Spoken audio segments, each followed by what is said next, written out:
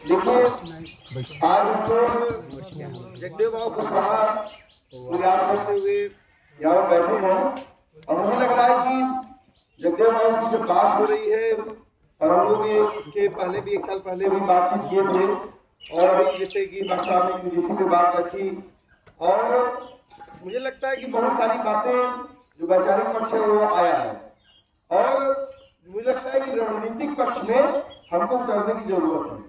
और रणनीति में मैं बस आप कहूँ कि कभी भी बहुत सारे नाम लिए, आपने भी लिए, लेकिन सच्चाई तो यही है ना कि चंजीत यादव जब जो है क्योंकि वो सम्मान में हमको भगवान बना देते हैं। अगर सच्चाई है नहीं पता कि चंजीत जी ने जब 80 में सदन में मंडल कमीशन को रखा ज्ञानी जैल सिंह जी के कहने पे तो हमारे कितने ओबीसी दलित नेता चंजीत जी के साथ थे और क्या हुआ था। सच्चाई है कि लोग समझदारी नहीं थे या फिर गुलामी में जी रहे थे, हमारे नेता गुलामी में जी रहे थे। और यही बात फिर से जब आया मैंने जब काशीराम जी ने जो है 52,000 की थाली 52,000 की रैली आजमगढ़ में भी एक बड़ा रैली हुई इसमें, तो उसके बाद फिर उसमें बड़े पैमाने पर जो है खड़ा हुआ और उन्होंने कहा कि भाई अगर सरकार बनी और सरकार बनने के बाद इस बात पे हुआ कि अगर आप मंडल कमीशन लागू नहीं करेंगे तो हम नहीं चलने देंगे। और वो बात किसने कहा?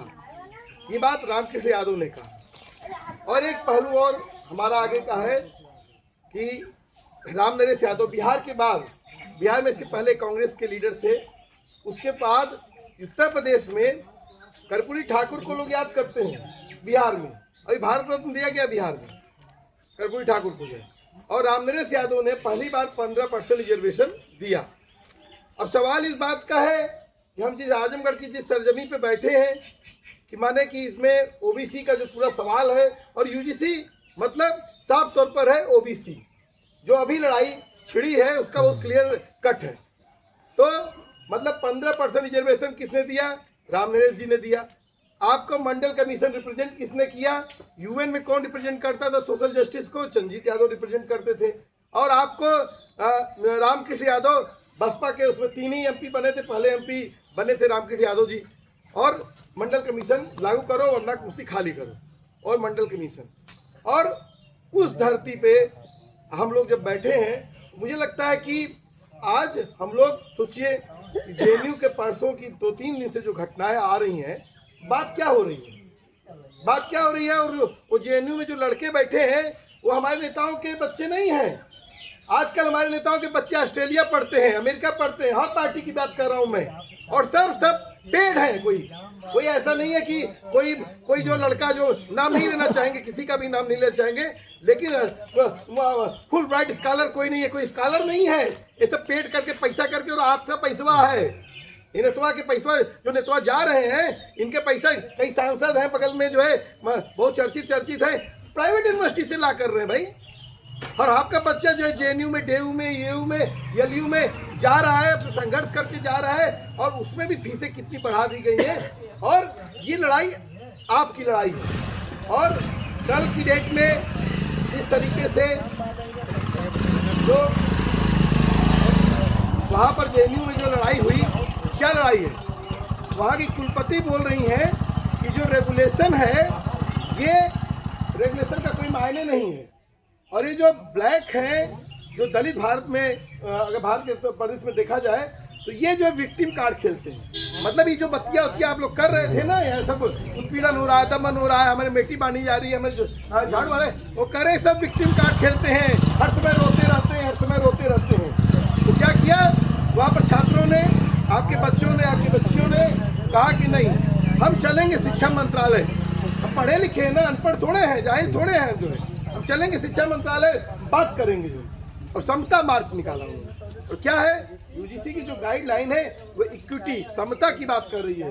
और भारत में बताइए कितना मुश्किल दौर में हम लोग हैं, सोचिए हमारे महापुरुषों को कितनी मुश्किल आई होगी कि भारत में जिस दौर में हम अभी बात कर रहे हैं, इस दौर में समता की बात कह रहे हैं, कि समता की बात कहने में कह रहे हैं डेथ वारंट।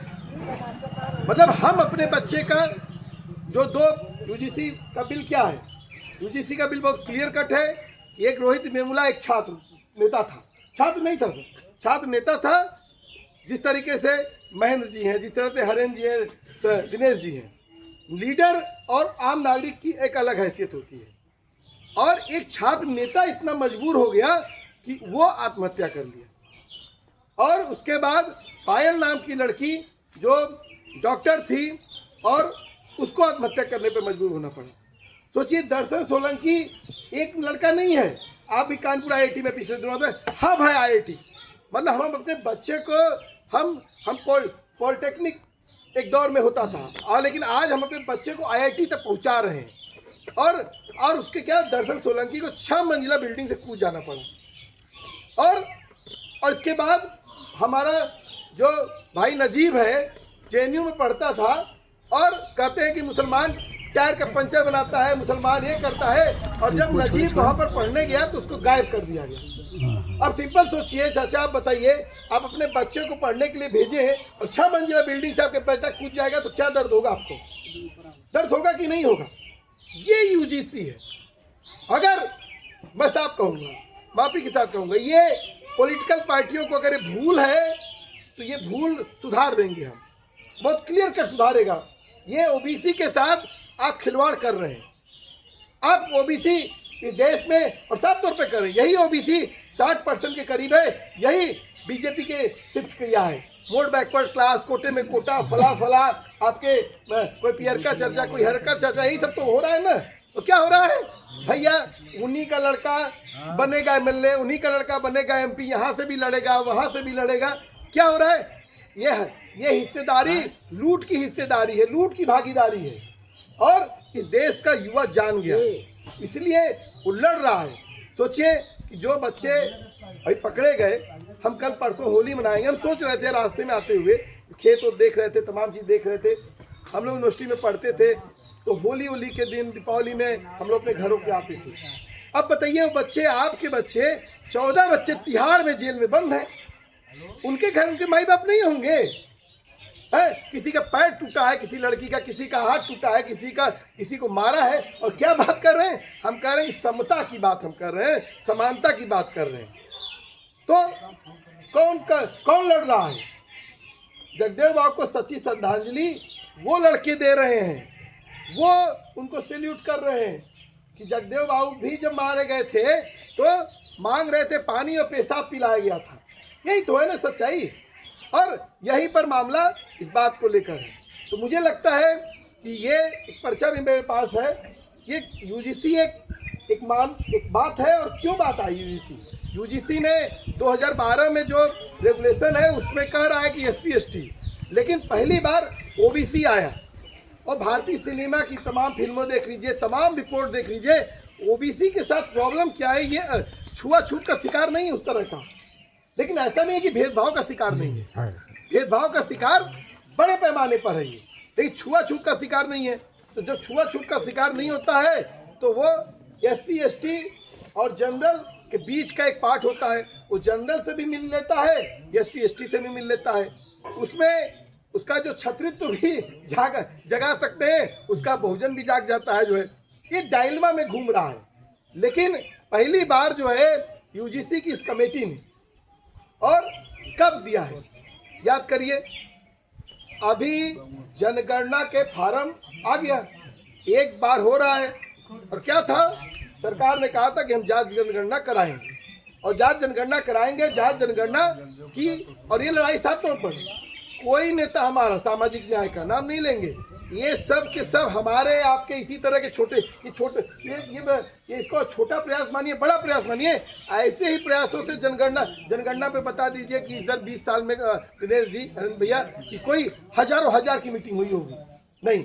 ये कॉमन लोगों का, सामान्य लोगों का एक सवाल बनता गया और नेताओं को बोलना पड़ा कि नहीं, जनगणना आपको करानी पड़ेगी। और पिछली बार 2011 में SCC के तहत हुई थी, अब की बार जनगणना होनी थी। और जनगणना में क्या है, एक हमारे नेता, एक OBC के माने कि सामान्य जनरल नेता है, एक बार वो कहे कि राजीव जी हम आपकी पूरी बात से सहमत नहीं है। हमने कहा आधी बात से क्या सहमत है? कहा कि OBC गणना हम चाहते हैं, OBC गणना कराने में करना है।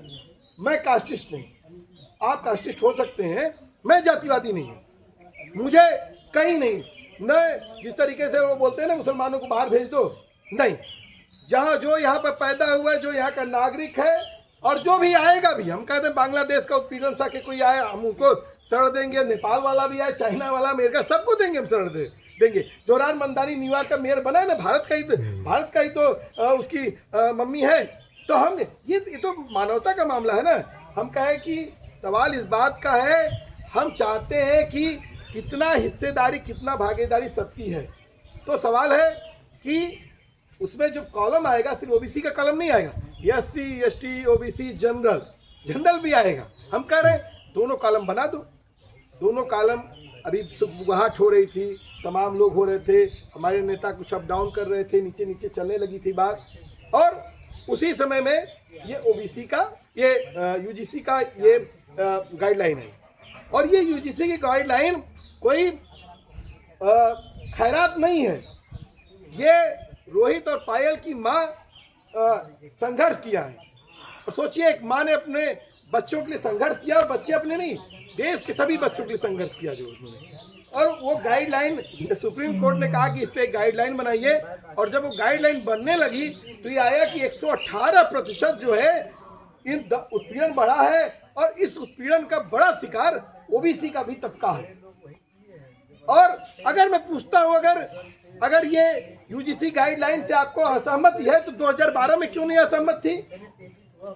आप ओबीसी को आप मानना नहीं चाहते, ओबीसी को नागरिक ही नहीं मानते हो, उसकी गणना नहीं करोगे, उस पर उसका उत्पीड़न नहीं, आकलन नहीं होगा।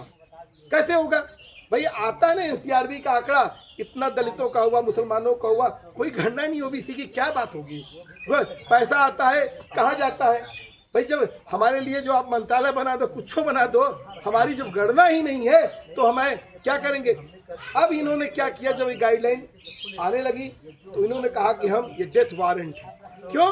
क्योंकि मैं बस क्लियर कर दूं कि ओबीसी का ये जो तबका है, वो दलित जो का उत्पीड़न हुआ है उतना उत्पीड़ित नहीं तबका, ये उतना लैंडलेस नहीं है, इसके पास जमीनें हैं। अगर जातियों का नाम ले दे तो यादव, कुर्मी, कुशवाहा, ये प्रोमिनेंट जातियां, इनके पास जमीन है। और जो कहते आरोप लगाते हैं ना कि इन लोगों ने रिजर्वेशन खा लिया, दरअसल क्या हुआ? दिनेश जी ने जो है 2 बोरा बेचा, भेज दिया लड़के को जो है इलाहाबाद, एक 4 बोरा बेचा, भेज दिया डीयू लड़की को, जो है पढ़ लिए लिख लिए सब। लेकिन जो मजदूर तबका था, रिजर्वेशन मिलने के बावजूद वो अपने बच्चों को नहीं भेज पाए, क्योंकि हर दिन की मेहनत किया, खाना पीना उसी में रह गया, शिक्षा के प्रोसेस में वो नहीं कर पाया जो है। तो मुझे लगता है कि ये जो प्रोसेस हो रहा है ये बहुत अच्छा है, और ये लड़ाई तीखी होगी। और ये लड़ाई जैसे अभी कह रहे थे अंदर भैया कि अभी ये लड़ाई जब जैसे लखनऊ यूनिवर्सिटी बड़ा हब बन गया, और आमतौर पर लखनऊ यूनिवर्सिटी में मुझे नहीं मालूम है, बहुत कम ओबीसी या दलित का लीडर कोई अध्यक्ष बना, मुझे मालूम नहीं है। इलाहाबाद में तो बहुत 2 या 3 ही बने थे, तो बहुत बड़ा सामंतवाद का गढ़ है। वहाँ पर यूजीसी का जो हब बना, लड़ाई का हब बना, वो लखनऊ यूनिवर्सिटी बना, इसके बाद आपका इलाहाबाद बना, बीएचयू बना उत्तर प्रदेश में। और उन्होंने क्या किया, लखनऊ यूनिवर्सिटी के लड़कों ने कहा, मोहन भागवत आया था तो मोहन भागवत कहा कि नहीं, जब आप हमको कार्यक्रम नहीं करने देते तो मोहन भागवत कैसे कार्यक्रम करेंगे?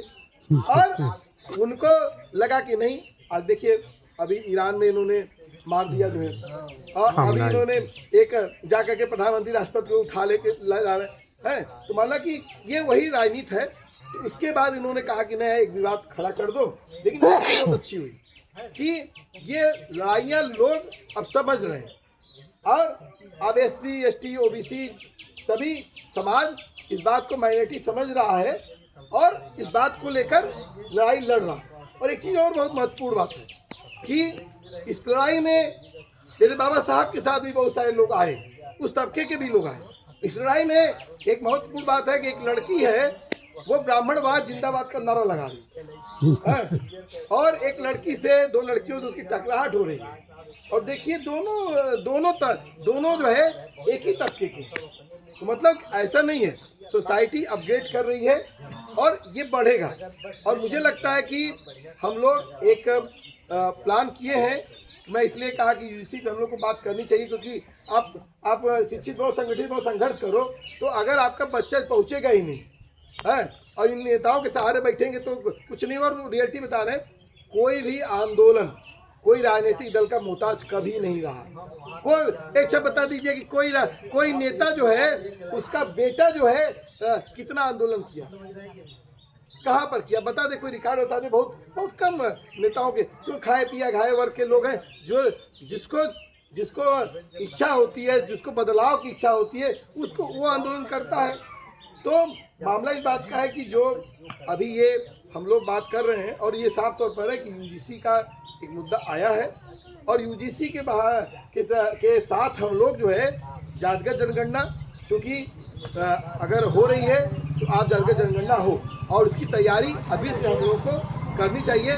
और गांव-गांव में हम लोग को जातिगत जनगणना के सवाल पर, जिससे हम लोग बैठ के बात कर रहे हैं, हमको लगता है जातिगत जनगणना के सवाल पर हम लोगों को अभियान चलाना चाहिए।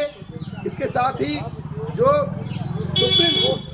सुप्रीम कोर्ट बार बार डिसीजन दे देता हमारे खिलाफ, और लेटरल एंटी एनएफएस या फिर कॉलेजियम सिस्टम जो इस प्रॉब्लम क्रिएट कर रहे हैं, उसमें हमको प्रतिनिधित्व वाले सवाल को लेकर लड़ना पड़ेगा।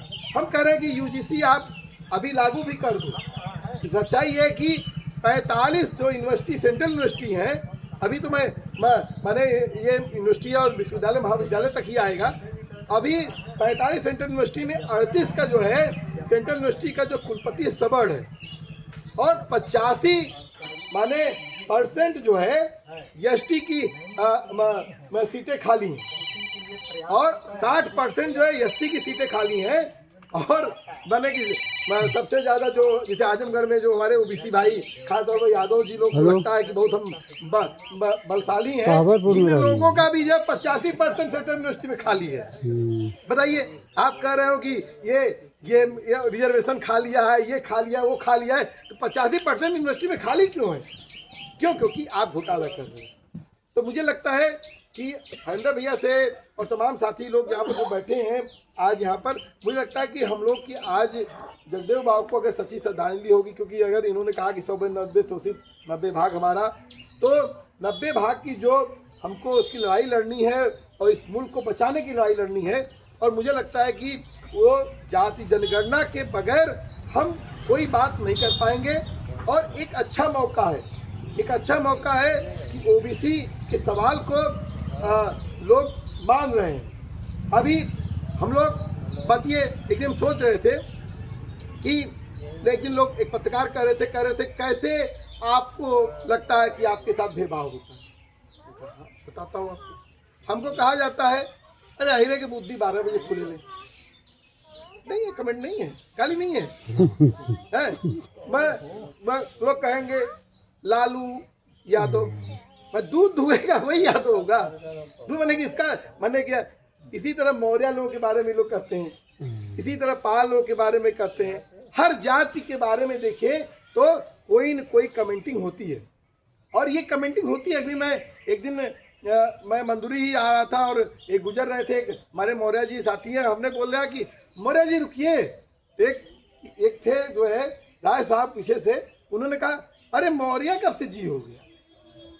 वो जो मान्यवर कांसीराम हम लोग बोलते हैं, मान्यवर कांसीराम या साहब, ये बसपा की जो कुछ ट्रेनिंग लाई गई उसमें मुझे लगता है, मैं कोई उसके किसी नेता से मेरी बात नहीं है, लेकिन उनमें लाई गई यार मान सम्मान स्वाभिमान का ही तो सवाल है, और क्या सवाल है? जस्टिस और रिप्रेजेंटेशन, हमको इंसाफ मिले और हमको रिप्रेजेंट करें। तो मुझे लगता है कि इसको लेकर हमको आज हम लोग बैठे हैं, और आज हम लोग बैठे हैं, दिनेश भाई आनंद भाई है। हमको लगता है कि अगली मीटिंग से हम लोग को जो है अब इस प्रोसेस को और तेज करना चाहिए, क्योंकि अगर हम लोग नहीं बात करेंगे तो हमारे नेता नहीं बोल पाएंगे। और साफ तौर पर है कि जन आंदोलन की जो स्थिति है कि आपकी कोई भी यूनिवर्सिटी इस देश में इस समय हर यूनिवर्सिटी में खलबली चल रही है। हर यूनिवर्सिटी में हर दिन आप लखनऊ यूनिवर्सिटी में आ जाइए, हर दिन वहाँ पर लड़के जो है आती है गाड़ी, प्रोटेस्ट होता है, और प्रोटेस्ट होकर गाड़ी पर भर के जाती है को गार्डन, फिर आती है। ये चल रहा है हर दिन। इलाहाबाद में 1000 लड़कों ने जो है मार्च किया जाए, हल्ला बोल मार्च किया जाए। तो मुझे लगता है कि वहाँ की लड़ाई वो तो छोटी लड़ाई है, मैंने उनका जो कैंपस है, जो छोटा कैंपस है, लड़ाई बहुत महत्वपूर्ण है, वो लड़ रहे हैं। लेकिन अगर हम जो है जनगणना, हम SIR पे बात कर रहे हैं, हम तमाम चीज़ों पे बात कर रहे हैं, निश्चित रूप से बात करनी चाहिए। हमारी संवैधानिक जो हमारी जो मांग है उसके लड़ना पड़ेगा। लेकिन अभी अगर हम जनगणना पे हम लोग नहीं लड़े तो अगर जनगणना हो गई तो क्या हो जाएगा? एक तो आपको महिला आरक्षण है लागू होगा, इस जनगणना के बाद लागू होना है महिला आरक्षण। कोटे में कोटा आपका नहीं है, ऐसे कहाँ है? नहीं है ना, कोटे में कोटा तो नहीं है। तो एक तक अभी तो आपके ऊपर जो रिप्रेजेंट, आप सोच रहे हैं कि अगर जनगणना नहीं होगी तो दबाव नहीं बन पाएगा कि भाई OBC का तो आकलन ही नहीं करेगा, गवर्नमेंट कहेगी हम क्यों क्या करें, कैसे कोटे में कोटा कर दें। SC ST का तो हो सकता है लेकिन OBC का नहीं हो सकता है। और सबसे बड़ा सवाल इस बात का है कि OBC यूनिटी का भी एक दौर है। पहली बार इस UGC ने लाया कि यार ये जो कह रहे थे कि यार ये खा जा रहा आरक्षण, वो खा जा रहा आरक्षण, लेकिन पहली बार ये लाया नहीं यार, ये तो दरअसल सबको मार रहा है ये तो जो है। तो मुझे लगता है कि ये हम लोग को गांव-गांव मीटिंग करनी चाहिए, सुबह शाम जो भी हम लोग को वक्त मिले।